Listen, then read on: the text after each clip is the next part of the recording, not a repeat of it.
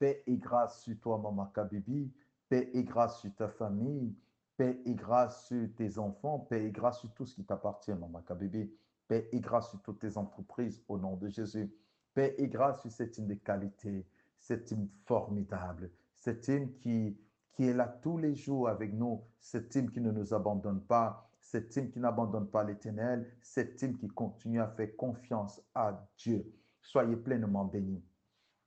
Soyez pleinement bénis parce que je crois que vous êtes les fils du Dieu très haut. Je crois que vous êtes des choisis, vous êtes choisis et élus de Dieu. Je crois que vous êtes les meilleurs que nous pouvons avoir. Que l'Éternel vous bénisse encore, que l'Éternel vous fasse grandement du bien et qu'il vous ouvre des portes, qui vous donne accès à beaucoup d'opportunités. Que vous soyez bénis. Nous disons, nous nous préparons pour l'année prochaine, pour la saison prochaine, parce que nous croyons que c'est une saison de bénédiction et nous croyons que c'est une saison d'épreuve. Nous croyons qu'il peut y avoir des tempêtes, parce que je vous dis la vérité, avant qu'il ne pleuve, il y a toujours une tempête. Et quand on n'est pas préparé, on est surpris. Et quand on est surpris, on peut abandonner, on peut se décourager parce qu'on ne s'y attendait pas. Mais je suis ici pour vous dire chaque jour que l'Éternel vous demande de vous préparer.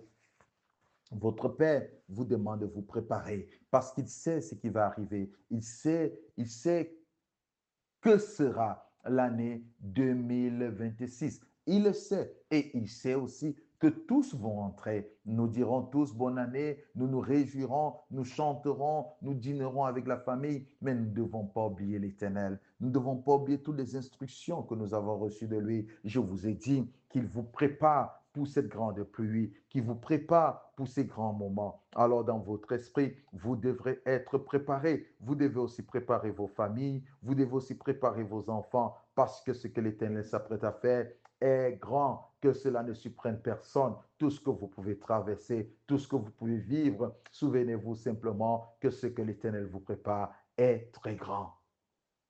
L'Éternel a annoncé à Joseph. Il a montré à Joseph sa gloire, il a montré à Joseph son élévation, il a montré à Joseph que sera son futur.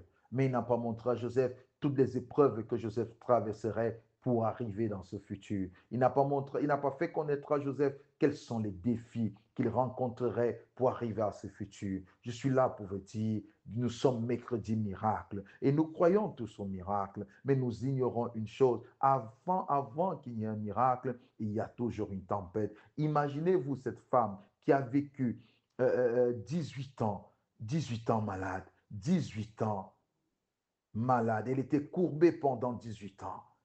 Imaginez un peu sa douleur, imaginez son humiliation, imaginez tout ce qu'elle a traversé pour attendre le moment opportun. Et ce jour, quand elle allait au temple, elle ne savait pas que Jésus viendrait.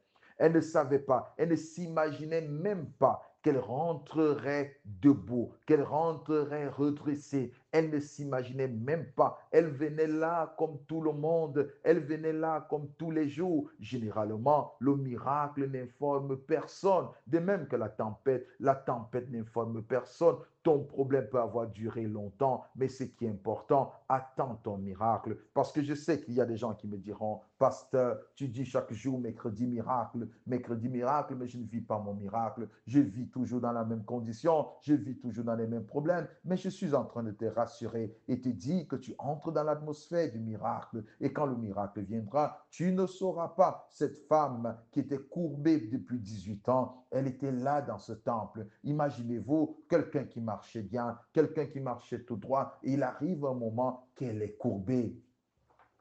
Et toute personne qui la connaissait comme une personne qui marchait droitement, quand ces personnes la regardent, lui pose la question de savoir, mais qu'est-ce qui t'est arrivé? Qu'est-ce qui t'est arrivé? Pourquoi tu marches ainsi? Oui, ce sont des questions qui font mal, ce sont des questions qui font pleurer. Parfois, tu as avec tes enfants qui sont nés normalement, qui sont nés bien, et quand ces personnes arrivent chez toi, et qu'est-ce qui s'est passé avec tes enfants? Qu'est-ce que tes enfants ont eu? Et parfois, ça fait chaud au cœur. Nous nous posons la question de savoir, Seigneur, jusqu'à quand? Et quand nous écoutons ce genre de questions, les larmes coulent, les larmes descendent de nos joues. Nous ne savons pas comment expliquer parce que la chose est arrivée aussi brutalement et aussi brusquement qu'on ne s'imaginait. On n'était pas prêt à ça. On n'était pas prêt d'avoir des enfants dans cet état. On n'était pas prêt d'avoir un mari dans cet état. On n'était pas prêt d'avoir une femme dans cet état. On n'était pas prêt. On n'était pas prêt à tout cela. Je connais une famille qui est en train de gérer un parent et ce parent est atteint de l'Alzheimer. Ce parent oublie tout. Ce parent ignore tout. Ce parent ignore même les noms de ses enfants. Ses parents ignorent même le jour de sa naissance. Il ignore même le jour où nous sommes. Et ce parent, même quand il est nu, il ignore qu'il est nu. Ce parent ne fait absolument rien. Il a besoin de l'aide. Il a besoin d'un appui. Et ses enfants le regardent comme ça. Ses enfants l'acceptent comme ça. C'est difficile. C'est quelque chose qui fait mal. Mais ses enfants prient chaque jour, espérant que Dieu va faire un miracle. Et ça dure, ça dure, ça dure, ça dure, ça dure, ça dure. Et mais ses enfants gardent toujours la foi. J'admire la foi de ses enfants. J'admire la foi de ses enfants. Je vois combien ils aiment leurs parents tels qu'ils sont. Je parle à quelqu'un qui vit avec des enfants qui sont handicapés, qui vit avec des parents qui sont handicapés. Cette infirmité, le Seigneur va ôter cela. Je te rassure, je te rassure. Et c'est pourquoi je suis là pour te dire, si tu veux vivre un miracle, quand tu vois une personne atteinte d'une infirmité quelconque, fais du bien à cette personne, s'il te plaît. Donne-lui un sourire, donne-lui la main, tends-lui la main, donne-lui un bonjour. Ne regarde pas son infirmité, mais regarde ce dont elle a besoin. Elle a besoin d'un sourire, elle a besoin de quelqu'un qui l'embrasse, elle a besoin de quelqu'un qui lui dit courage, de quelqu'un qui va lui dire courage. Elle a besoin de quelqu'un qui lui donne un pain, elle a besoin de quelqu'un qui lui donne un vêtement, mais quelque chose de qualité. Quelque chose de qualité. J'insiste toujours, quelque chose de qualité, parce que parfois la bénédiction se cache dans les infirmes, la bénédiction se cache dans des personnes qui ont des infirmités quelconques. Et nous devons savoir que ces personnes ont besoin de nous. Et c'est où le miracle s'opère. C'est où le miracle s'opère. C'est comme ça que le Seigneur travaille. Et je suis en train de dire, conforme-toi à la parole. N'écoute pas tout ce qu'on dit dehors. Les gens disent, oh non, s'il est infirme comme ça, c'est parce qu'il a péché. S'il est infirme comme ça, c'est parce qu'il a vécu ceci. C'est parce qu'il a fait cela. Non, il est infirme. Peut-être c'est pour la gloire de Dieu. Nous allons lire une parole. Jean chapitre 9. Jean chapitre 9, versets 1 à 3. Je te l'ai dit, des choses qui sont écrites dans la Bible ont été écrites pour notre instruction. Et nous devons les retenir, nous devons les garder à notre esprit. Nous devons croire que si l'Éternel les a écrites, il les a écrites pour nous. Alléluia. Il les a écrits pour toi et pour moi. Il les a écrits pour nous aider, pour nous accompagner, pour nous instruire. Et nous ne pouvons pas laisser un seul iota de la parole sans la mettre en pratique. Nous ne pouvons pas laisser un seul iota de la parole sans nous conformer à elle. Si nous croyons à elle, nous devons l'accepter et nous devons nous attendre de vivre ce que la parole de Dieu dit. Jean chapitre 9, versets 1 à 3. Jésus vit en passant un homme aveugle de naissance. Un homme aveugle de naissance. Ses disciples lui firent cette question, Rabbi, qui a péché, cet homme ou ses parents, pour qu'il soit né aveugle? Jésus répondit, ce n'est pas que lui ou ses parents aient péché, mais c'est afin que les œuvres de Dieu soient manifestées en lui. Oui, ils ont vu un aveugle de naissance. Ceci dit qu'ils le connaissaient. Pour dire qu'il est né aveugle, ceci dit qu'ils le connaissaient. Ceci dit qu'ils avaient des informations sûres sur ce jeune homme. Ou bien ce jeune homme était connu de tout le monde. Regardez un peu des personnes que vous voyez au bord de la route. Quelqu'un a dit qu'il ne faut pas donner de l'argent aux mendiants, qu'il ne faut pas donner de l'argent aux malheureux. Parfois, ce sont des sorciers. Je suis d'accord, mais je ne suis pas d'accord pour le fait qu'on ne peut pas aider un malheureux parce que tout malheureux n'est pas sorcier. Nous ne connaissons pas son antécédent. Ce jeune homme était né aveugle. Personne ne savait qu'il était né aveugle. Personne ne pouvait savoir qu'il était né aveugle si vous n'avez pas eu une bonne information. On va dire comment, non, peut-être il est sorcier, peut-être il a touché au fétiche, c'est comme ça qu'il est aveugle, mais pourtant il est né aveugle. Il y a des gens qui sont nés avec des infirmités, il y a des gens qui sont nés dont la tête ne tient pas bien, il y a des gens qui sont nés avec des tares mentales. Oui, il y a des gens qui sont nés avec beaucoup d'infirmités. Comme ce jeune homme, il est né aveugle. Et la question que les disciples de Jésus posent, ce sont ces questions que nous nous posons. Mais nous ne nous posons pas des questions, nous affirmons. Nous ne nous posons pas des questions, nous affirmons, nous confirmons. Ah, cette personne a péché. Cette personne, si elle est dans ces conditions, c'est parce que ses parents ont péché. Cette personne, si elle vit comme ça, si elle a mis des enfants au monde dans tel état, c'est parce que, c'est parce que, c'est parce que, c'est parce que. Non, elle n'a pas mis des enfants au monde dans cet état parce qu'elle a péché. Ces orphelins ne sont pas orphelins parce qu'ils ont tué leurs parents. Beaucoup de personnes, nous voyons des orphelins qui sont dans la rue et ça abonde en Afrique. Je ne connais pas comment ça se passe en Europe, mais du côté de l'Afrique, chaque personne qui dort dans la rue, chaque enfant qui dort dans la rue, la majorité que vous allez rencontrer, ils vont te dire qu'on a été chassé de notre maison après que nos parents soient morts parce qu'on a dit que nous sommes sorciers. C'est nous qui avons tué nos parents. Et vous écoutez de nombreux témoignages comme ça. Ces enfants se retrouvent dans la rue en train de voler. Ils ne sont pas nés voleurs. Ils ne sont pas nés dans la rue. Ils ne sont pas des sorciers. C'est parce que des gens les ont collé cette étiquette et c'est resté ainsi. C'est ainsi avec ce jeune homme. Il est né aveugle. Est-ce que ce sont ses parents qui ont péché? Jésus dit non, ses parents n'ont pas péché. Ses parents n'ont pas péché. Ne vous faites pas ce genre de questions quand vous avez en face de vous quelqu'un qui est infirme, quelqu'un qui souffre d'une infirmité quelconque, une femme qui a des enfants d'une infirmité quelconque, un homme qui a des enfants d'une infirmité quelconque, dans une famille où il n'y a que des enfants qui ont des infirmités quelconques. Je vous dis la vérité, ne dites pas qu'ils ont péché, ne dites pas qu'ils ont fait quelque chose de mal si l'Éternel ne vous a pas révélé, parce qu'il y a des choses qui arrivent. J'avais fait un voyage missionnaire, le dernier que vous savez tous. J'étais allé dans une province du Congo, dans une province de l'Angola. J'ai prêché. Je vous dis la vérité. J'ai trouvé une femme, une jeune fille. Elle était handicapée. Elle est née avec un pied.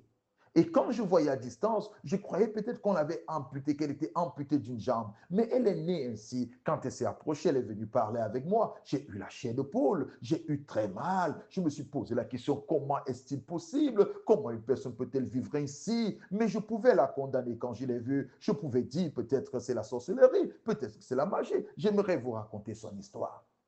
Cette jeune femme, cette jeune femme, elle est courageuse. Je la regardais prier. Elle priait avec force. Elle était comme si elle avait été amputée d'un pied. Mais non, quand je parlais avec elle, elle n'avait pas été amputée d'un pied. Sa maman est née ainsi, avec un pied. Oui, sa propre maman est née avec un pied. Elle aussi, elle a deux frères qui sont nés avec des pieds comme ça. Donc, ils sont nés avec un pied. Elle aussi, elle a mis au monde un enfant avec un pied. Et elle me posait la question, pasteur, c'est quel genre de malédiction? Quelle est la malédiction dans laquelle je me trouve? Je vous dis la vérité, j'ai eu le cœur qui saignait. J'ai eu le cœur qui saignait et quand je priais pour elle, je suppliais Dieu. Je suppliais Dieu non pas de lui faire pousser un pied, non pas de faire pousser à ses enfants un pied, je suppliais Dieu de lui donner la force.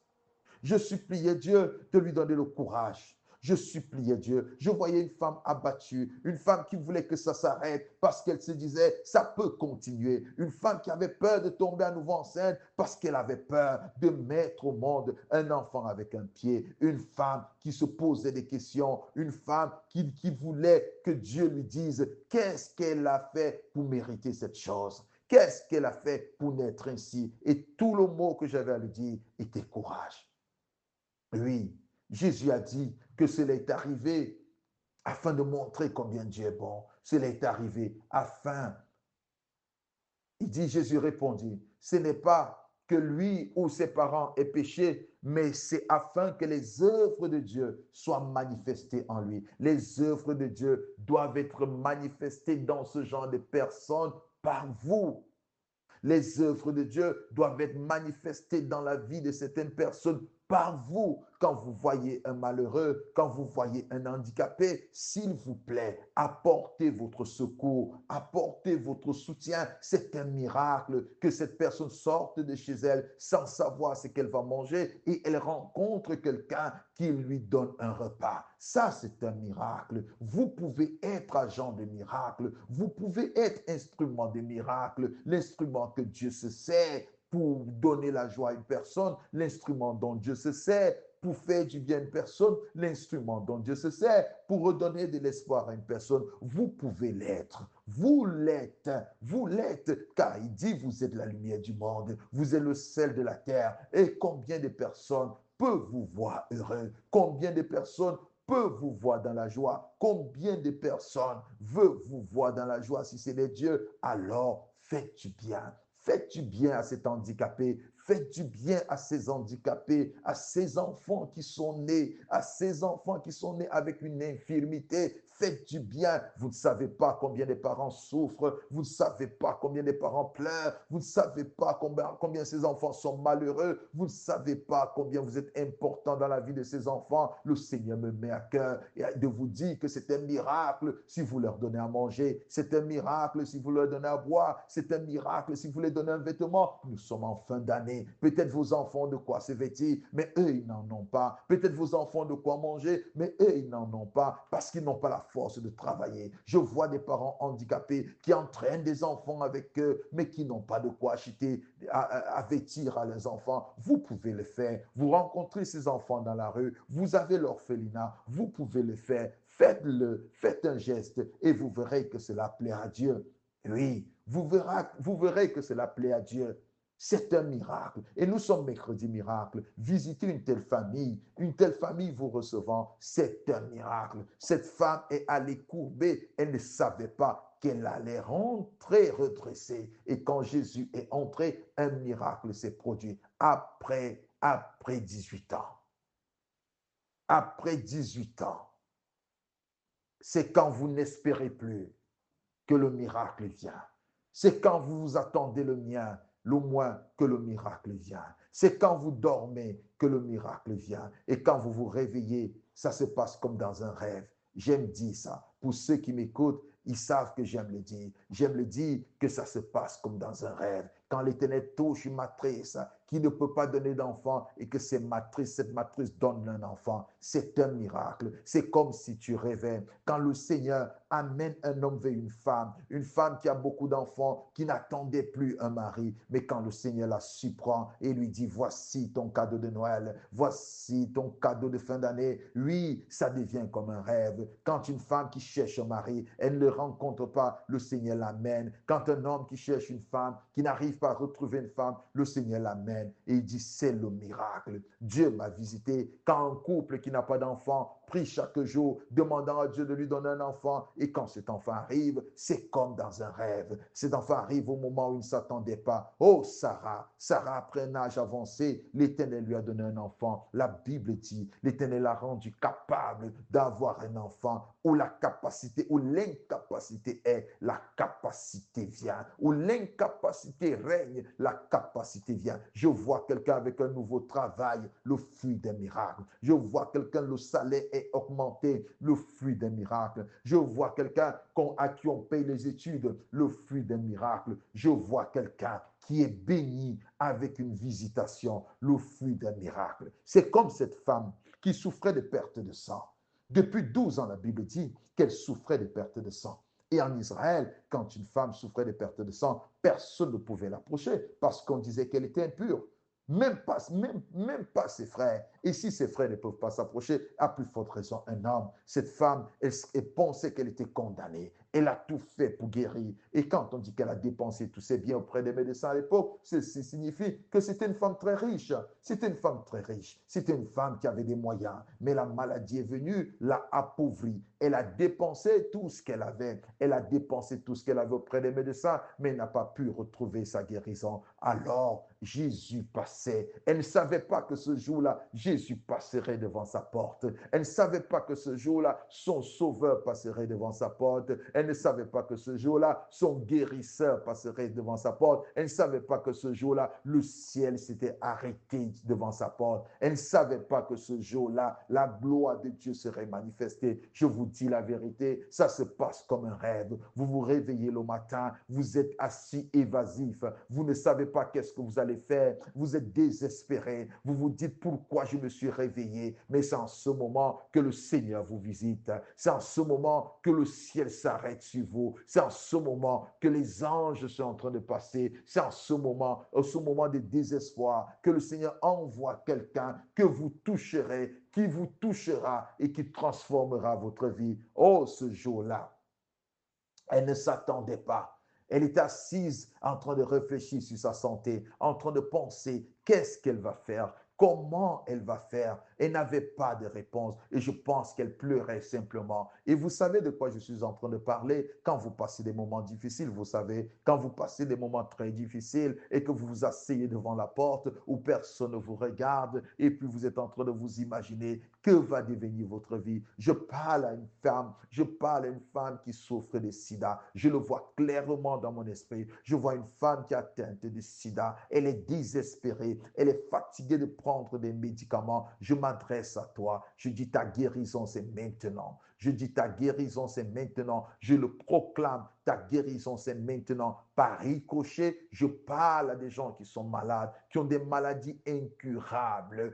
Tu es assis, tu es fatigué des médicaments, tu souffres de diabète, tu es fatigué des médicaments, tu souffres de tension, tu es fatigué des médicaments. Je parle de l'hypertension comme de l'hypotension. Tu souffres d'une maladie incurable et tu es là, tu te poses la question, jusqu'à quand? Jusqu'à quand? Tu es fatigué de tes médicaments, tu as prié, tu es fatigué et tout ce qui te reste à faire, c'est de pleurer. Je parle à quelqu'un, à cette personne qui m'écoute ce matin. Je te dis, reste calme, parce que le ciel s'ouvrira sur toi. Le ciel s'ouvrira sur toi et un ange passera, il te touchera et tout se passera comme dans un rêve, parce que je le vois clairement. Je le vois clairement. Je te vois assis sur ta véranda et je vois un ange passer et qui attire ton attention. Cette parole de ce matin touche ta vie et tu reçois ta guérison. Cette parole de ce matin touche ta vie et tu reçois ta guérison, tu reçois ta délivrance parce que tu n'es pas condamné à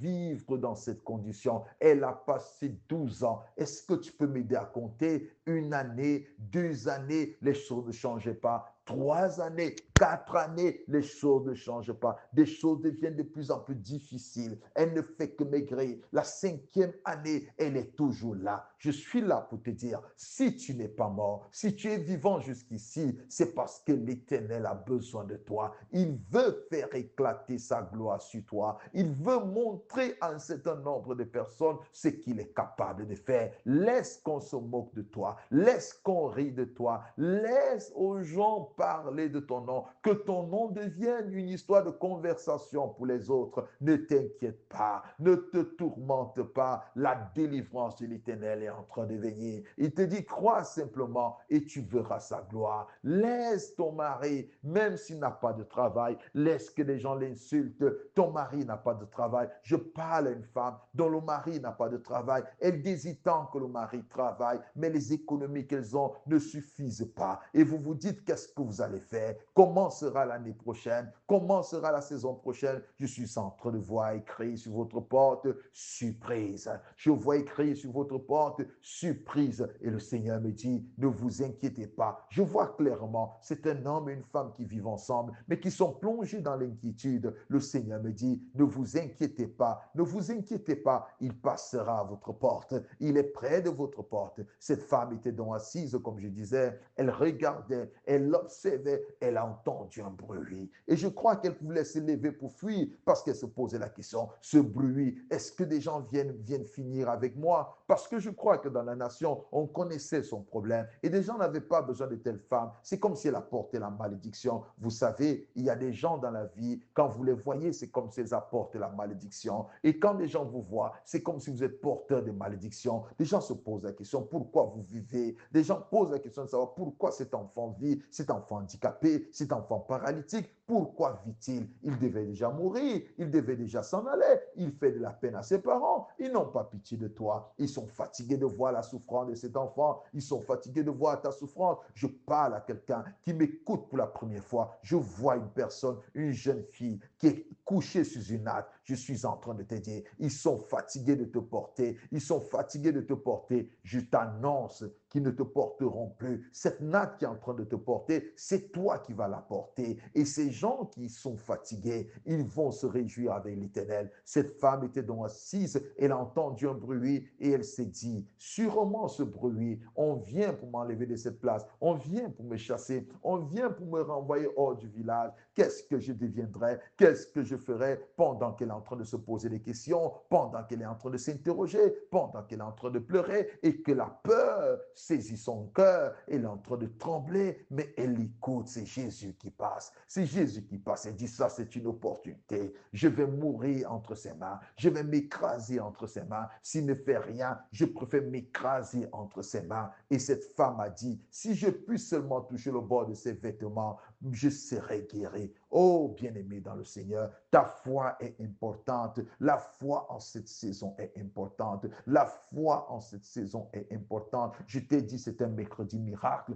Et quand elle s'est dit cela au-dedans d'elle, quand elle a activé sa foi, elle a été guérie. Active ta foi et tu auras la réponse à tes questions. Active ta foi et tu verras combien Dieu va te visiter. Active ta foi et tu verras combien l'Éternel est bon. Active ta foi et tu verras comment le miracle t'accompagne. Oui, tu verras cela. Tu vivras cette gloire. Cette femme a été guérie instantanément. Elle a été guérie instantanément. Les forces lui sont redonnées instantanément. Oh, combien de personnes ont besoin d'être forts aujourd'hui? Laisse-moi dans les commentaires combien de personnes ont besoin de se relever ce matin. Laisse-la dans les commentaires. Combien de personnes ont besoin d'être assistées aujourd'hui? Laisse-la dans les commentaires. Je crois que Dieu t'aime. Je crois que le Seigneur est avec toi. Je crois qu'il te comprend. Je crois qu'il comprend tout ce que tu traverses. S'il te plaît, arrête de pleurer. Arrête de te lamenter. Crois simplement. Dis-toi que je sais, Père, que tu feras. Je sais que tu es au contrôle. Je sais que tu sais toutes choses. Je sais que tu me vois. Je sais que ta main n'est pas courte.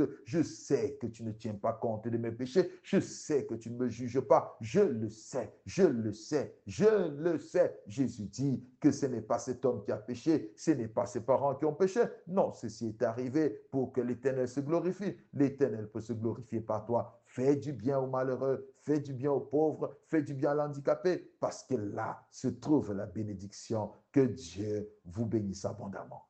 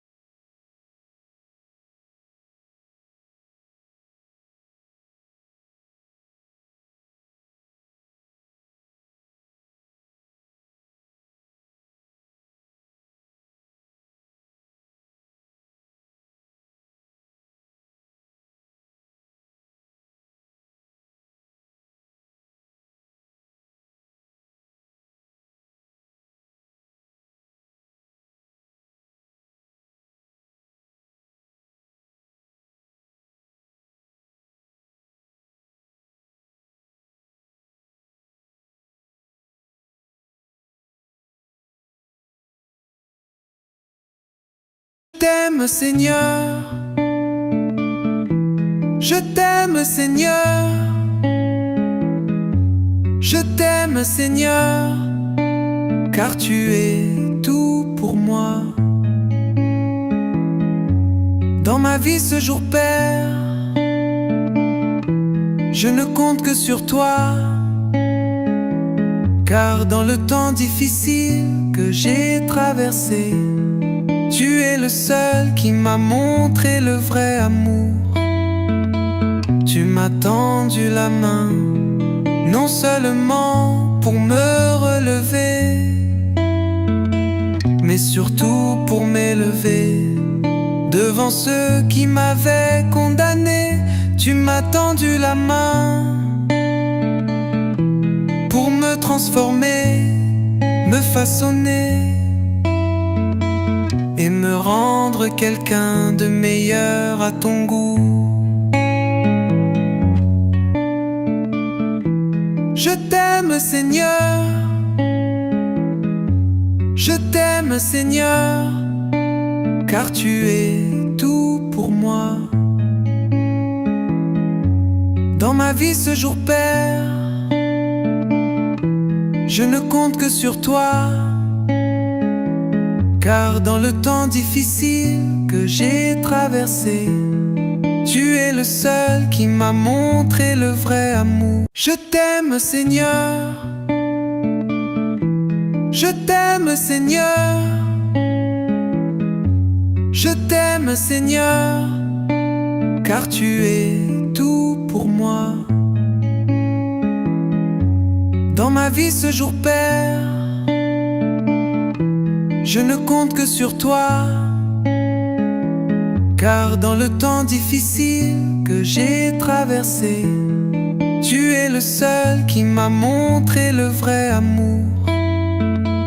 Tu m'as tendu la main, non seulement pour me relever, mais surtout pour m'élever devant ceux qui m'avaient condamné. Tu m'as tendu la main pour me transformer, me façonner et me rendre quelqu'un de meilleur à ton goût. Je t'aime, Seigneur. Oui, je t'aime, Seigneur. Je t'aime, Seigneur. Je t'aime, Seigneur. Je t'aime, Seigneur. Oh, je t'aime, Seigneur. Je t'aime, Seigneur. Je t'aime, Seigneur.